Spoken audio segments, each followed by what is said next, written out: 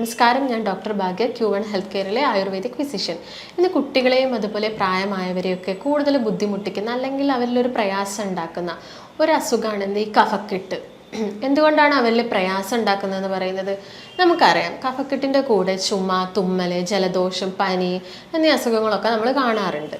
അപ്പോൾ ഈ ചുമ കൂടുതലായിട്ടും രാത്രി സമയങ്ങളിലായിരിക്കും. അത് അവരുടെ ഉറക്കം നഷ്ടപ്പെടുത്തുകയും പിറ്റേ ദിവസം അവർക്കൊരു ക്ഷീണം ഉണ്ടാവുകയൊക്കെ ചെയ്യുന്നു. അതുകൊണ്ട് നമ്മൾ പറയും അത് ഭയങ്കര പ്രയാസമാണ്, ബുദ്ധിമുട്ടുണ്ടാക്കുന്നു എന്നൊക്കെ.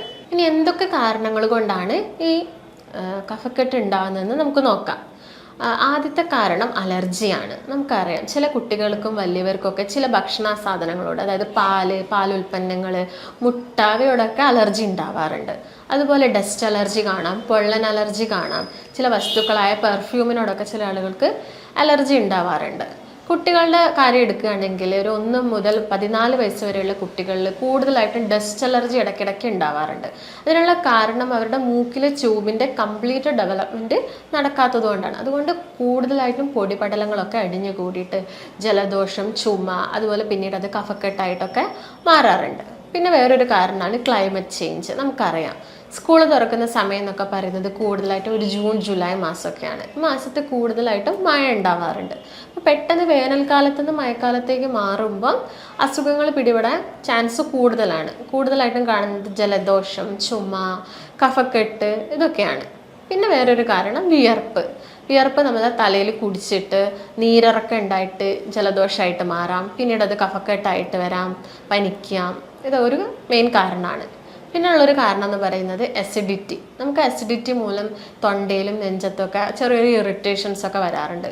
ഇതിനു വേണ്ടി നമ്മുടെ ശരീരത്തിൽ ലങ്സിൽ കൂടുതലായിട്ട് കഫം ഉൽപ്പാദിപ്പിക്കും ഈ ഇറിറ്റേഷൻ മാറാൻ വേണ്ടിയിട്ട്. അതും കഫക്കെട്ടിനുള്ളൊരു കാരണമാണ്. പിന്നെ നമ്മൾ കണ്ടുവരുന്ന ഒരു കാരണമാണ് ഇപ്പം കോവിഡ് കഴിഞ്ഞിട്ട് പലരിലും ഇടയ്ക്കിടയ്ക്ക് ഈ റെസ്പിറേറ്ററി ട്രാക്ട് ഇൻഫെക്ഷൻസ് വരുന്നത്. ഈ കഫക്കെട്ട്, ജലദോഷം, ആസ്തമ എന്നീ അസുഖങ്ങളൊക്കെ. അപ്പോൾ നമ്മൾ ശ്രദ്ധിക്കേണ്ട ഒരു കാര്യം, നമ്മളിതിന് കറക്റ്റായിട്ടുള്ള ചികിത്സ പ്രോപ്പർ ടൈമിൽ എടുത്തിട്ടില്ലെങ്കിൽ ഇത് ആസ്തമ, ന്യൂമോണിയ പോലുള്ള അസുഖങ്ങളിലേക്കൊക്കെ നയിക്കും. അപ്പോൾ എന്തൊക്കെ കാര്യങ്ങളാണ് നമ്മൾ ശ്രദ്ധിക്കേണ്ടതെന്ന് നോക്കാം. നമ്മൾ രാത്രി സമയങ്ങളിൽ ഭക്ഷണം കഴിക്കുന്നത് ഒഴിവാക്കുക. അതായത് രാത്രി സമയത്തൊക്കെ കഫം കൂടാനുള്ള ചാൻസ് കൂടുതലാണ്. അതുകൊണ്ട് നമ്മളൊരു ഇൻ്റർമിറ്റൻറ്റ് ഫാസ്റ്റിംഗ് ഫോളോ ചെയ്യുക. ഇൻ്റർമിറ്റൻറ്റ് ഫാസ്റ്റിംഗ് എന്ന് പറഞ്ഞാൽ വൈകുന്നേരം ഒരു 6 മണിക്കോ 5 മണിക്കോ ഭക്ഷണം കഴിച്ചിട്ട് പിറ്റേന്ന് രാവിലെ ഒരു 9 മണിക്കോ 10 മണിക്കോ നമ്മൾ ബ്രേക്ക്ഫാസ്റ്റ് കഴിക്കുക. ഇതിനാണ് നമ്മൾ ഇൻ്റർമിറ്റൻറ്റ് ഫാസ്റ്റിംഗ് എന്ന് പറയുന്നത്. അതുപോലെ ഷുഗർ ഉള്ള ഒരാളാണെങ്കിൽ ഷുഗർ ലെവലൊക്കെ കൺട്രോൾ ചെയ്യാൻ നോക്കുക. കാരണം ബാക്ടീരിയൽ ഇൻഫെക്ഷൻ അവിടെ ഉണ്ടാകാനുള്ള ചാൻസ് കൂടുതലാണ്. കഫക്കെട്ട് നമ്മൾ മെയിൻലി 2 രീതിയിൽ കാണാറുണ്ട് അല്ലേ. ഒന്ന് ഡ്രൈ ആയിട്ടും കാണാറുണ്ട്, ഒന്ന് അതുപോലെ കഫം വരുന്നത്, നമുക്ക് ചുമയ്ക്കുമ്പോഴൊക്കെ കഫം പുറത്തേക്ക് വരുന്നത് രീതിയിലുള്ള കഫക്കെട്ടും കാണാറുണ്ട്. അപ്പം ഡ്രൈ കഫും ഉണ്ട്, വെറ്റ് കഫും ഉണ്ട്. ഡ്രൈ കഫ് എന്ന് പറയുമ്പോൾ നമ്മൾ ചുമയ്ക്കുമ്പോൾ കഫമൊന്നും വരുന്നില്ല. അത് കൂടുതലായിട്ടും കാണുന്നത് ഈ ന്യൂമോണിയ, അസിഡിറ്റി കണ്ടീഷനിൽ, അതുപോലെ ആസ്തമ ഇവരിലൊക്കെയാണ്. പിന്നെ കാണുന്നത് വെറ്റ് കഫാണ്. വെറ്റ് കഫ് എന്ന് പറയുന്നത് കൂടുതലായിട്ടും നമ്മൾ മ്യൂക്കസ് അല്ലെങ്കിൽ ഈ കഫം നമ്മൾ ചുമയ്ക്കുന്ന സമയത്ത് പുറത്തേക്ക് വരിക. ഇത് കാണുന്നത് കോൾഡ് വന്നവരിലൊക്കെയാണ്, ജലദോഷം വന്നവരിലൊക്കെ ഇത് കാണുന്നുണ്ട്. അപ്പോൾ ഇതിനു വേണ്ടി നമുക്ക് എന്തൊക്കെ റെമഡീസ് ചെയ്യാം, വീട്ടിൽ എന്തൊക്കെ കാര്യങ്ങൾ ചെയ്യാമെന്ന് നോക്കാം.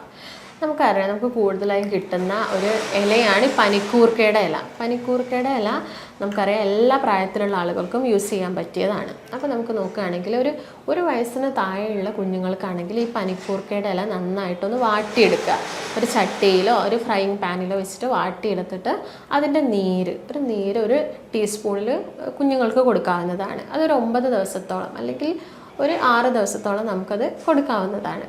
അതുപോലെ 1 വയസ്സിന് മുകളിലുള്ള കുട്ടികൾക്ക്, അതൊരു 3 വയസ്സ് വരെയുള്ള കുട്ടികൾക്ക് ഈ പനിക്കൂർക്കയുടെ നീരെടുത്തിട്ട് കുറച്ച് തേനിൻ്റെ കൂടെ മിക്സ് ചെയ്തിട്ട് ഇങ്ങനെ ഒരു 9 ദിവസത്തോളം കൊടുക്കാവുന്നതാണ്. അതുപോലെ 3 വയസ്സിൻ്റെ മുകളിലുള്ള കുഞ്ഞുങ്ങളാണെങ്കിൽ പനിക്കൂർക്കയുടെ നീരിൻ്റെ കൂടെ മഞ്ഞൾ നമ്മൾ വീട്ടിലൊക്കെ പൊടിച്ച് ഉണക്കുന്ന മഞ്ഞൾപ്പൊടിയും മിക്സ് ചെയ്ത് കൊടുക്കാവുന്നതാണ്. പിന്നെ നമ്മൾ കൂടുതലായിട്ട് യൂസ് ചെയ്യുന്നതാണ് ഗ്രാമ്പു ഉണക്കി പൊടിച്ചിട്ട് തേനിൽ മിക്സ് ചെയ്തിട്ട് ഭക്ഷണത്തിന് ശേഷം 3 നേരമായിട്ട് നമുക്ക് കഴിക്കാൻ പറ്റും. പിന്നെ കുഞ്ഞു കുട്ടികളിലൊക്കെ ഈ കഫക്കെട്ടുള്ളവരിലൊക്കെ ഈ ഒരു മൂക്ക് ബ്ലോക്ക് ആയ പോലത്തെ ഒരു ഫീലിങ്സ് ഒക്കെ നമ്മൾ കാണാറുണ്ട്. ആ സമയത്ത് നമുക്ക് കരിഞ്ജീരകം ചെറിയൊരു കിഴി കെട്ടിയിട്ട് അവരുടെ മൂക്കിൻ്റെ അടുത്ത് പിടിച്ചു കൊടുക്കുകയും അതുപോലെ കിടക്കുന്ന സമയത്ത് ചെവീൻ്റെ പുറകിലായിട്ട് വെക്കുകയൊക്കെ ചെയ്യുന്നത് വളരെ നല്ലതാണ്. പിന്നെ നമുക്ക് ചെയ്യാൻ പറ്റിയൊരു കാര്യം എന്ന് പറയുന്നത് കഫക്കെട്ടിന് കൂടുതലായിട്ടും തണുത്ത ഭക്ഷണങ്ങളൊക്കെ ഒഴിവാക്കണം. അതുപോലെ മധുര പലഹാരങ്ങൾ കൂടുതലായിട്ട് കഴിക്കാതെ നിൽക്കുക. അതുപോലെ ഇഞ്ചി വെളുത്തുള്ളി, നമുക്ക് വീട്ടിൽ കിട്ടുന്ന ഇഞ്ചി വെളുത്തുള്ളി, കുരുമുളക്, തുളസിയുടെ ഇല, അതുപോലെ തിപ്പലി, ഇതൊക്കെ ചെറുതായിട്ട് ചതച്ചിട്ട് ഒരു 1.5 ഗ്ലാസ് വെള്ളത്തിൽ മിക്സ് ചെയ്തിട്ട് തിളപ്പിക്കുക. തിളപ്പിച്ചതിന് ശേഷം വേണമെങ്കിൽ നമുക്കൊരു ചെറിയ കഷ്ണം ശർക്കര ഇടാവുന്നതാണ്. തിളപ്പിച്ചതിന് ശേഷം ഒരു 1/2 ഗ്ലാസ് ആക്കിയിട്ട് മാറ്റിയിട്ട് ഭക്ഷണം കഴിച്ചിട്ട് 3 നേരമായിട്ട് നമുക്ക് കഴിക്കാം, കഫക്കെട്ട് കൂടിയ സമയങ്ങളിലൊക്കെ. അപ്പോൾ ഇത്രയും കാര്യങ്ങളൊക്കെ ശ്രദ്ധിക്കുകയാണെങ്കിൽ നമുക്ക് കഫക്കെട്ടിനെ ഒരു പരിധി വരെ തടയാൻ പറ്റും. അപ്പോൾ ഈ പറഞ്ഞ കാര്യങ്ങളൊക്കെ നമ്മൾ ശ്രദ്ധിക്കുകയാണെങ്കിൽ നമുക്ക് കഫക്കെട്ട് മൂലം ഉണ്ടാകുന്ന ബുദ്ധിമുട്ടുകളൊക്കെ കുറയ്ക്കാൻ സാധിക്കുന്നതാണ്. അപ്പോൾ നിങ്ങൾക്ക് എന്തെങ്കിലും സംശയങ്ങളോ അല്ലെങ്കിൽ എന്തെങ്കിലും എൻക്വയറീസോ ഉണ്ടെങ്കിൽ താഴെ കാണുന്ന നമ്പറിലേക്ക് ബന്ധപ്പെടാം. ഇനി പുതിയൊരു വീഡിയോ ആയിട്ട് നമുക്ക് വീണ്ടും കാണാം. നന്ദി.